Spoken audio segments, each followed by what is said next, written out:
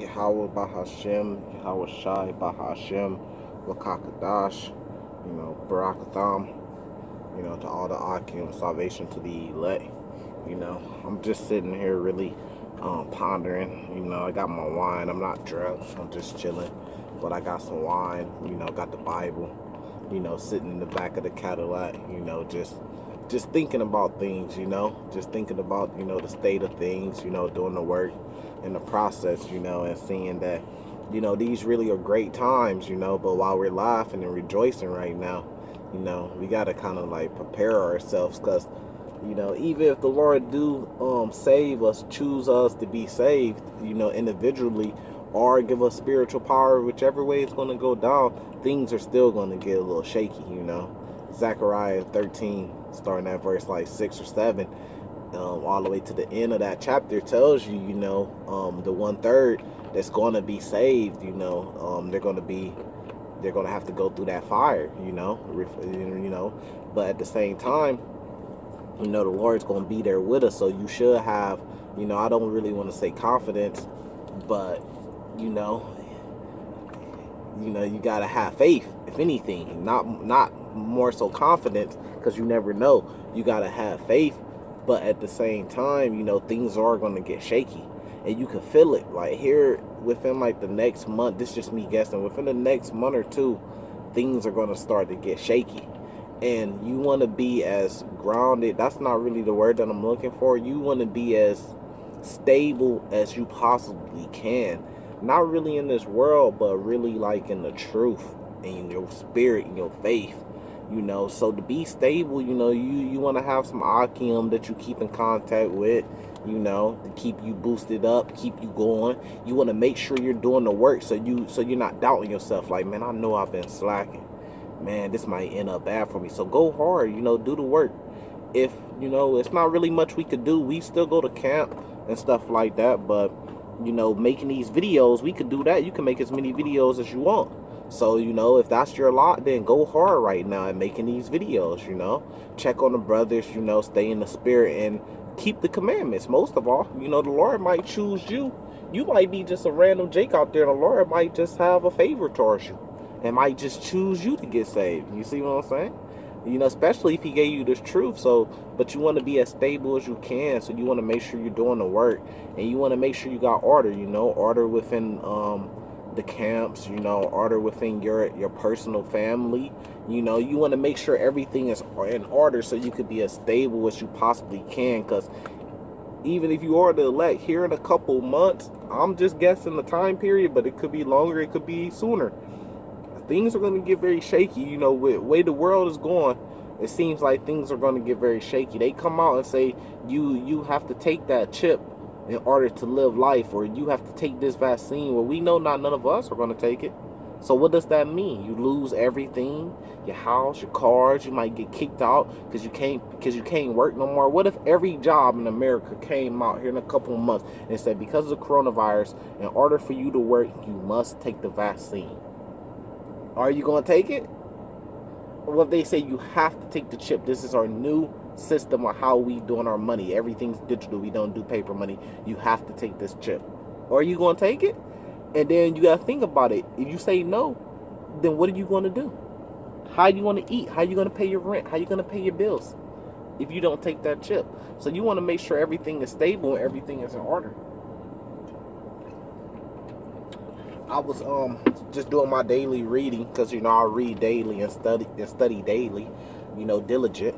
So I was actually in First Kings because I had finished up.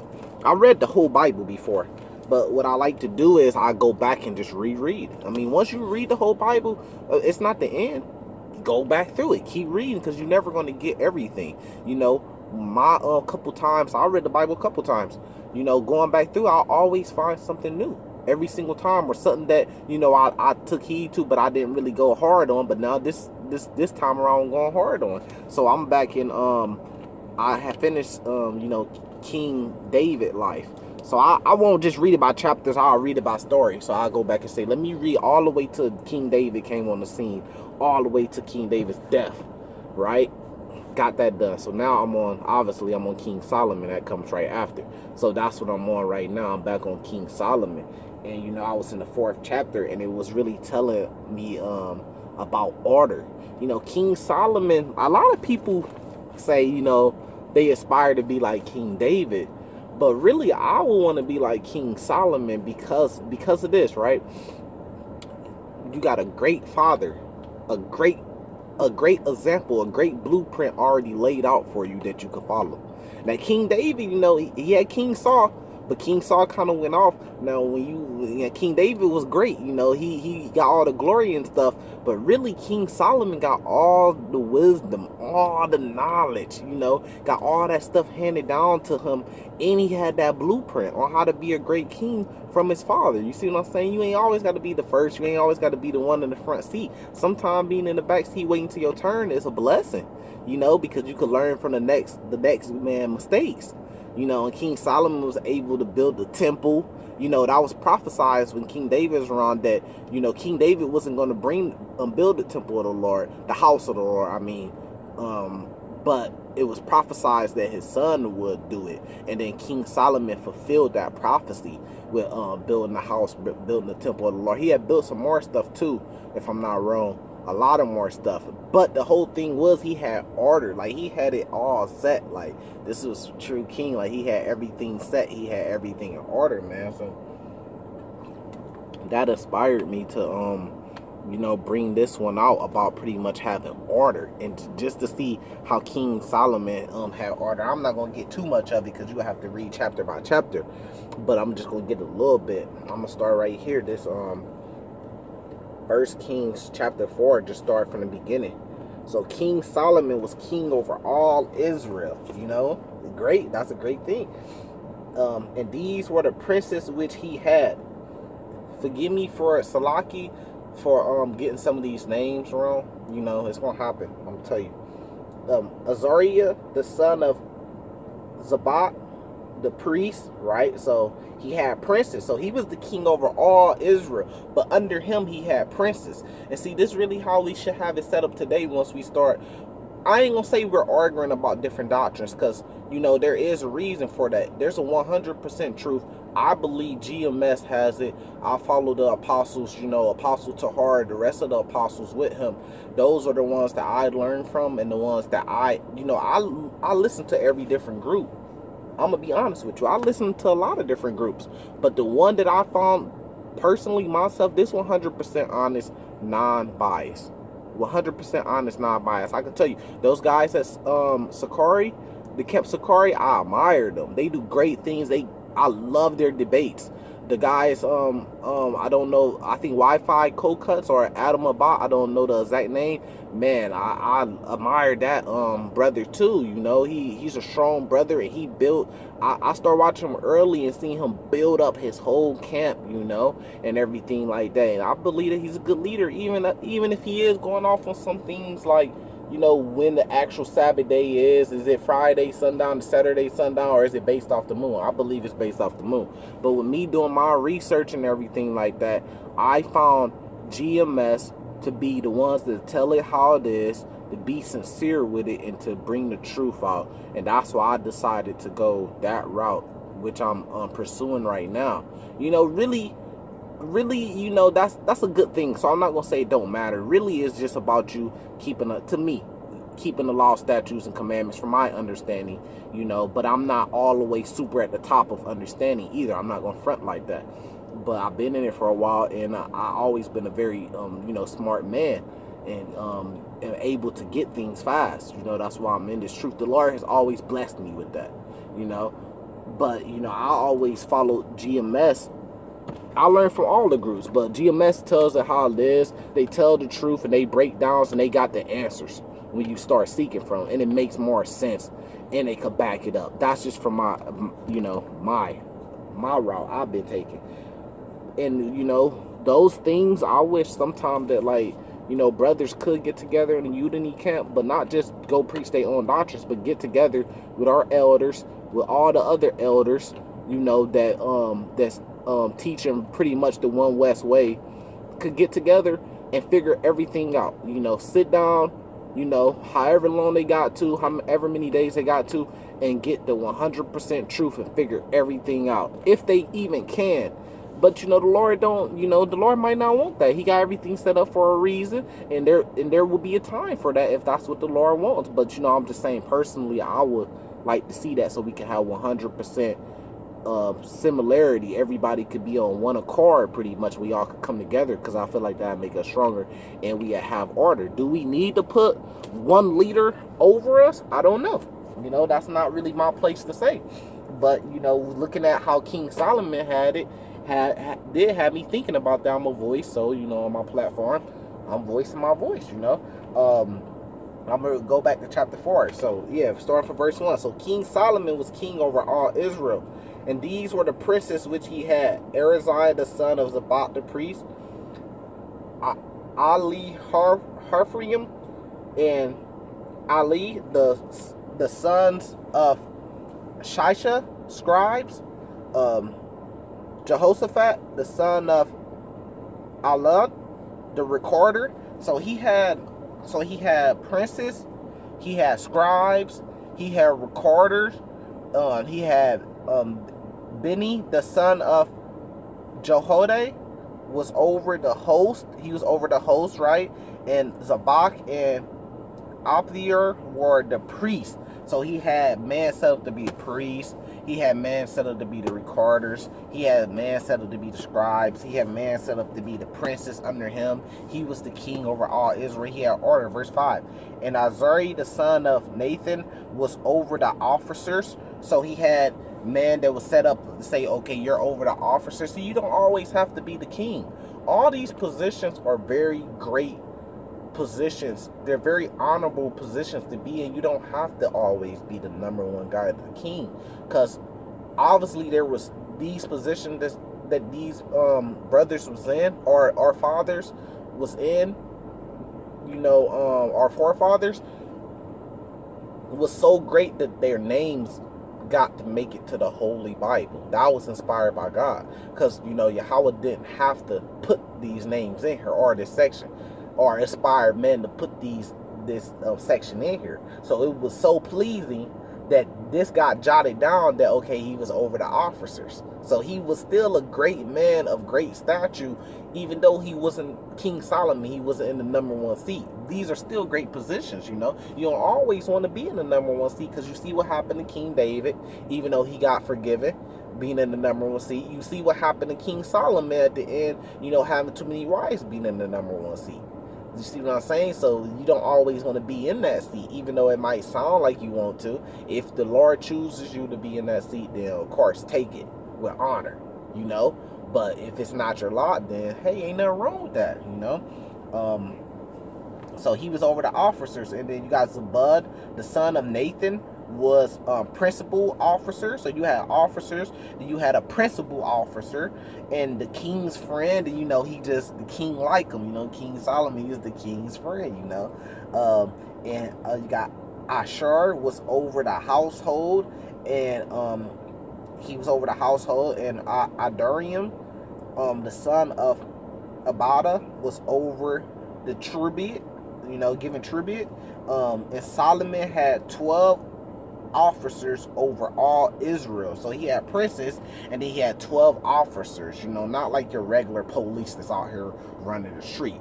These officers, my understanding of, they would be like, damn, what's something that I could compare it to today? They would be like your governors, right? So like you got the president.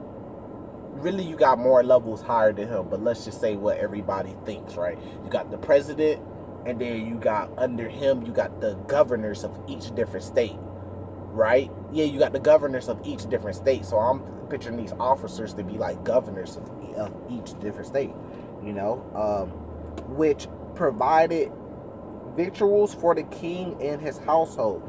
Each man his month in the year was made province. So each man had a month in the year, right?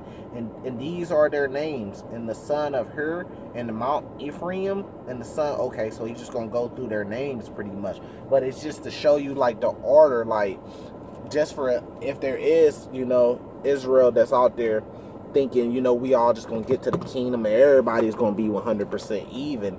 I mean, we're gonna be even because we're gonna be evenly loved, but it's not gonna be everybody's not gonna be on the same level, and there's no problem with that because, you know, that's order. You gotta understand order and accept it. You know, we're gonna have the law, statute, commandments written in our heart anyway, so we're gonna be straight.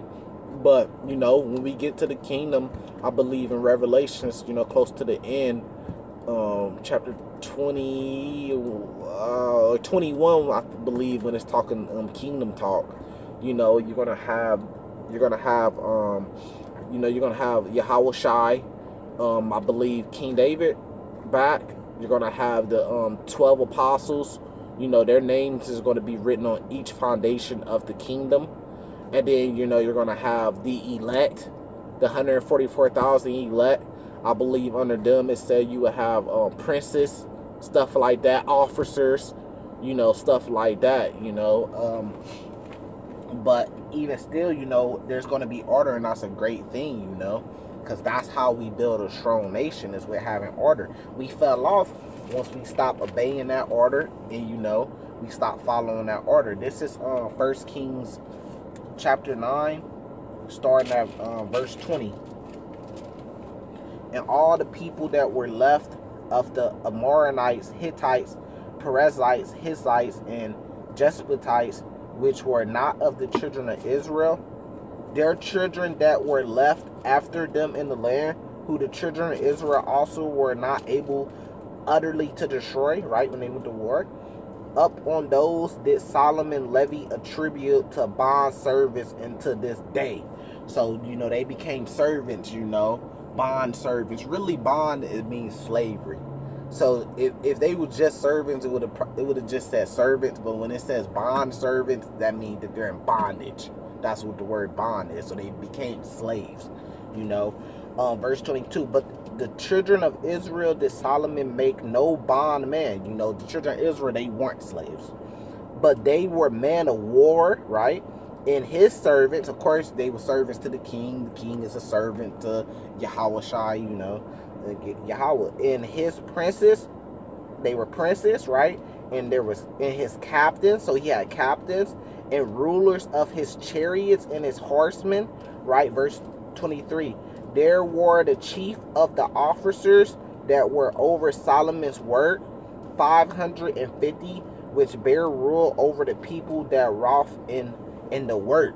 So, you know, you had princes, you had men of war, you had captains, rulers, chariots. You know, I mean, chief, but you know, it's just like with Esau Kingdom. He has these different things: governors, mayors, you know, just different political people, you know, presidents, you know, the president has his office, you know, you got different commanders and stuff like that. When it goes to war and stuff like that, they didn't make that up. Everything's been taken from us, you know what I mean? Because everything comes from the Lord, and the Lord gave it to us first, and then all these other nations got all their stuff from us. So they got that set up that way in that order because they took it from us. So really, it's the same, kind of the same order. They kind of just copied it from us, you know. It's a knockout version, but it just go to show that, you know, we're gonna have order too in the kingdom, you know. All these different things he had. So when the kingdom come back around, we're gonna have those different things. We're gonna have officers. We're gonna have you know, we're gonna have the heathens as slaves, but we're gonna have princes. You know, we're gonna have captains. You know, rulers over the chariots and the horsemen. You know, chiefs. You know, stuff like that. We're gonna have all that too. We're gonna have complete order. So if we're like rehearsing the righteous acts right now, why not rehearse order? You know, I see like the other brothers from other camps, they did like a nationwide fast. I think a couple days ago. Okay, that's fine. So now let's all get together. It's not my place to say, but I'm a voice, right? So the spirit goes through me too. So I'm gonna go ahead and say, why not? Let's all get together and get order. You know, we all believe in the name of Yahweh, you know, and Yahweh Shai. If you don't even believe that as a camp, you're not even in this conversation. But the ones that do, there's small differences, like When is the Sabbath day? How do you tell it's coming in? What was another one? The whole thing about John the Baptist. That's not even really, really up for debate right there. So really, that's not even a problem. I mean, honestly, come on, you know. I mean, and then you got things like, what is it? You know, people might think we're in a different time. I haven't been seeing that much of that. You got, I forgot some of the other things that they kind of have differences on, but it's not big things. It's things that could be where our elders and our leaders could sit down and get it figured out. You know, yeah, I can't even think about all the different things because I really don't be paying attention to it. It's like, hey man, I'm on this track. If you on that track, you going that way, fine. You know, oh yeah, and the mark of the beast. That's the other one, the big one, the mark of the beast. You know, which to me is pretty obvious, and that's why I'm with GMS. You know, I heard the mark of the beast can't be philosophy. No way, because there's philosophy out right now, and you could buy, sell, and trade. I mean, we got Israelites that's millionaires that buy, sell, and trade, that you know, that don't give in to their philosophies. You know, we got Israelites, so it can't be philosophy. This is actually something physical, you know, that's going to stop you from being a buy, sell, trade. That's why it says buy, sell, or trade in there. So, I mean, that's pretty simple to me, but it might not be so simple to get an understanding between all the groups. But, you know, there should be an effort at least, you know. Maybe there already has been. I don't know, you know. That's why I say it's not really for me to say. But, you know, just speaking on order, you know, just speaking on order. Because, you know, the Lord said things are going to get shaky. So I'm just saying we really need to have a good foundation and need to be stable because things are going to get shaky. And we all know that it's coming and we all know what's coming and what's possible. But it's nothing like when you actually go through it. You could know what's coming, you could prepare yourself all day, but when you actually go through it, it's a whole different things. Normally, it's always 10 times more wilder, crazier, harder than what you thought it was going to be when you actually go through it. You know, who knows, man? Like, some brothers literally going to have to live, and I'll be imagining things and seeing things, you know, having visions. Some brothers literally going to have to live in forests. How many brothers have, especially city brothers that live in the cities, when last time have you actually spent the night in a forest?